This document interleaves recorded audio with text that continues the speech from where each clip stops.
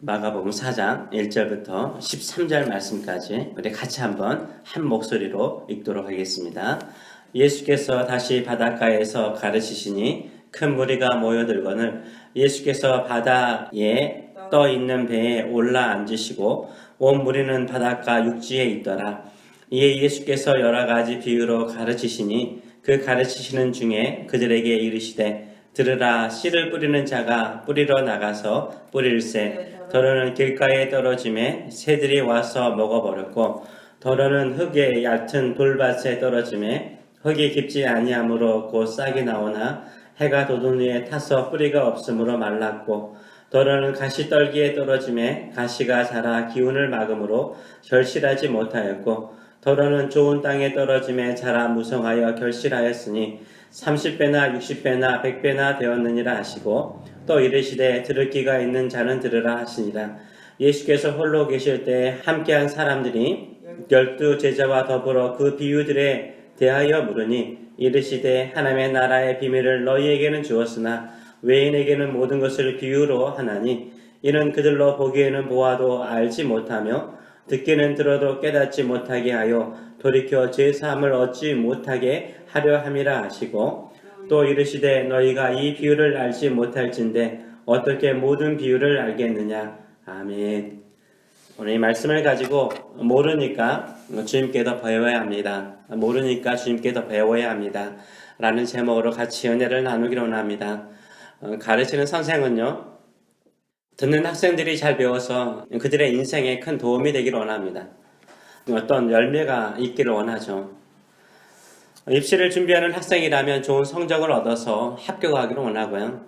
또 자격증이나 승진을 준비하는 사람이라면 자격증을 우수한 성적으로 따거나 승진을 하기를 원하죠. 그래야 가르치는 보람이 있기 때문인 것입니다. 예수님께서 갈릴리 바닷가에서 가르치실 때 큰 무리가 몰려들었습니다. 예수님께서 갈릴리 바닷가에 떠있는 배에 앉으셔서 가르치셨습니다. 예수님의 말씀을 듣고자 온 큰 무리를 보시고 여러 가지를 비유로 말씀하셨습니다. 매우 예수님의 말씀을 잘 듣고 이해해서 열매를 맺는 인생이 되기를 원했기 때문입니다. 큰 무리의 사람들이 예수의 말씀을 듣고 변화되어서 풍성한 열매를 맺는 인생이 되기를 원하셨습니다. 수없이 하나님의 말씀을 들으면서 우리 인생에 열매가 없다면 하나님의 말씀을 가르치는 사람에게도 큰 고민거리가 되죠. 하나님의 말씀을 듣고 변화되어서 풍성한 열매를 맺는 사람을 보게 되면 가르치는 사람도 큰 보람을 느끼곤 합니다. 예수님은 지금 큰 무리에게 가르치고 계십니다. 좀 더 이해하기 쉽게, 좀 더 하나님의 말씀을 통해서 열매 맺는 인생을 살기를 간절히 원하는 마음으로 한 비유를 하셨습니다. 그 비유가 그 유명한 씨 뿌리는 비유입니다. 농부가 밭에 씨를 뿌릴 때에는 풍성한 열매를 기대하고 씨를 뿌리듯이 예수님도 말씀을 전하실 때에는 풍성한 열매 맺는 인생이 되기를 기대하는 마음으로 말씀의 씨앗을 뿌리셨습니다. 모든 사람들이요 다 예수님의 말씀을 듣고 열매를 맺는 풍성한 열매를 맺는 것은 아니었습니다. 열매는 씨앗을 받아들이는 사람의 마음의 밭에 따라서 달라지기 때문인 거죠. 그래서 예수님은 씨 뿌리는 비유를 마치시고 한 말씀을 더 하셨습니다. 9절의 말씀을 보게 되면 또 이르시되 들을 귀가 있는 자는 들으라 라고 말씀하세요. 귀 없는 사람이 어디에 있습니까? 모두 귀가 있죠. 그러나 똑같은 장소에서 똑같은 시간에 똑같은 사람에게 똑같은 말씀을 듣더라도 들리는 사람이 있고 듣지 못하는 사람이 있습니다. 같은 주일에 똑같은 예배를 드리고 똑같은 설교를 듣더라도 어떤 사람은 큰 은혜를 받고 어떤 사람은 냉랭하게 시험에 드는 사람도 있곤 합니다. 왜 그럴까요? 듣는 사람의 마음의 상태에 따라 다르기 때문인 것입니다. 오늘 예수님의 비유는 아주 심오한 비유가 아닙니다. 누구나 다 이해할 수 있는 비유입니다. 그런데도 이렇게 쉬운 비유도 이해하지 못하고 받아들이지 못하는 사람이 있다는 거죠. 왜요? 그 사람의 마음이요 예수님의 말씀을 들을 준비가 되지 않는 마음의 밭을 가지고 있기 때문인 것입니다. 그래서 들을 귀가 있는 사람은 들으라 라고 말씀하세요. 예수님의 말씀을 듣고자 하는 사람은 어떻게 하든지요 주님의 말씀을 듣고자 해요. 그러나 굳이 듣지 않으려고 하는 사람에게는 예서 전해도요, 듣지 않습니다. 끝까지 듣지 않습니다. 귀가 닫힌 것이 아니라 뭐가 닫혔기 때문이요? 마음이 닫혀있기 때문인 것입니다. 그런데 들을 귀가 있는 사람은 어떻습니까? 들을 귀가 있는 사람이 있어요. 진정으로 주님의 말씀을 주의 비유의 뜻을 이해하고자 하는 사람들이 있습니다.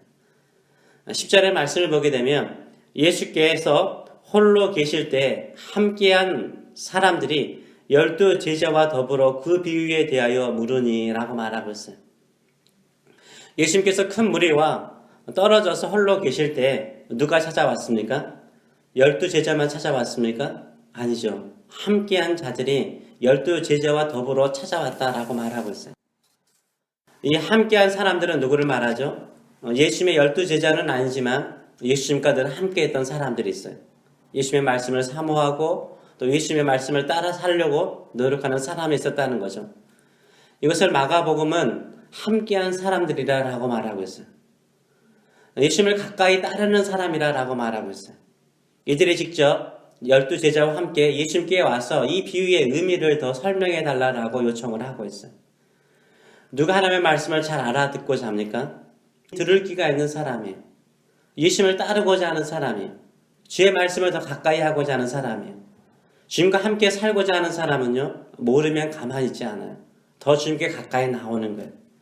씨 뿌리는 비유는 농부라면 더욱 쉽게 이해할 수 있는 흔한 이야기죠. 그러나 이 밭들이 무엇을 의미하는지가 궁금했어요.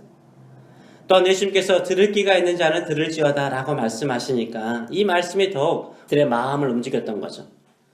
들을 귀가 있는 자가 되고 싶은 것이었어요. 더 듣고 싶은 것이었어요. 더 알고 싶었어요. 더 묻고 싶었어요. 그래서 어떻게 합니까? 예수님께 더 가까이 나가고 있어요. 오늘 장면을 보게 되면 1, 2절은 어떻습니까? 큰 무리가 있었고 예수님은 바닷가에 떠있는 배에 있었어요. 큰 무리와 예수님과 떨어져 있는 거리감을 느끼게 하잖아요. 그런데 비유의 진정한 의미를 이해하는 사람은 어때요? 오히려 예수님께 찾아오잖아요. 찾아와서 더 깊은 의미를 가르쳐 달라고 말하고 있어요. 신앙생활도 마찬가지예요. 하나님의 말씀도 같이 듣는데 은혜 받는 자가 있고 은혜 받지 못한 자가 있어요. 주의 말씀에 들을 귀가 있는 자는 어떤 자예요? 모르면 더 가까이 오는 자예요. 더 가까이 와서 묻고 가르쳐 달라고 요청하는 자죠. 그래서 예수님께 더 가까이 나가서 이 비유의 진정한 의미를 묻고 듣습니다. 누가 주님을 더 깊이 알고요? 누가 주님을 더 깊이 사랑할 수 있습니까? 주의 말씀을 더 듣고자 하고요. 주님을 더 알고자 하는 사람이에요. 이런 사람은 예수님께 더 가까이 나오는 사람이죠. 이런 사람에게 주어지는 축복은 무엇입니까? 하나님의 나라의 비밀을 더 알게 되는 거예요. 하나님의 나라의 비밀을 더 풍성하게 알게 되는 것입니다. 예수님께서 마태복음 25장 29절에서 이런 말씀을 하셨습니다. 무릇 있는 자는 받아 풍족하게 되고 없는 자는 있는 것까지 빼앗기리라 라고 말씀하셨어요. 하나님의 말씀을 아는 사람은요, 더 알게 돼요. 배우는 사람은 더 배우게 되는 거예요. 하나님께 가까이 가는 사람은 더 가까이 가게 되는 거예요. 풍성하게 얻는 자는 더 풍성하게 얻게 되는 거예요. 왜요? 그 하나님의 나라의 비밀을 알면 알수록 더 알고 싶기 때문인 거죠. 우리는 어떤 사람입니까? 들을 귀가 있는 사람입니까? 아니면 마음의 문을 닫고 깨닫지 못하는 사람입니까? 예수님은 이 비유가 단순히 씨 뿌리는 비유가 아니라고 말씀하세요. 하나님의 나라의 이야기였다라고 말하고 있어요.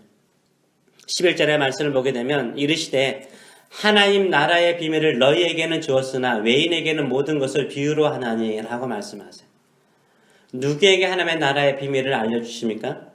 예수님께 가까이 와서 더 알고자 묻는 자들이죠. 이들은 하나님의 말씀을 듣고 하나님의 나라의 비밀을 알게 되며 더 알게 되어 더 풍성한 인생을 살게 되는 사람인 거죠. 그러나 똑같이 보고 똑같이 듣지만 깨닫지 못하는 사람들이 있습니다. 그런 사람은 제사함을 받지 못한다라고 말하고 있어요.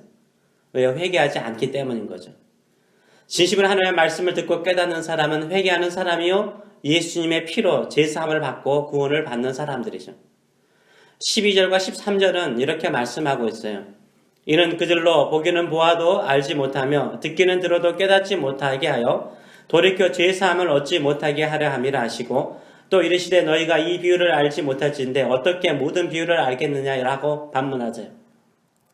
이 말은 이거 구원받지 못하게 하려고 하나 보다라고 말하는 것이 아니에요. 반어적인 표현인 거죠. 사람들의 마음속에 원래 인간의 마음은 어때요? 못하게 하면 뭐 하고 싶어요? 더 하고 싶잖아요.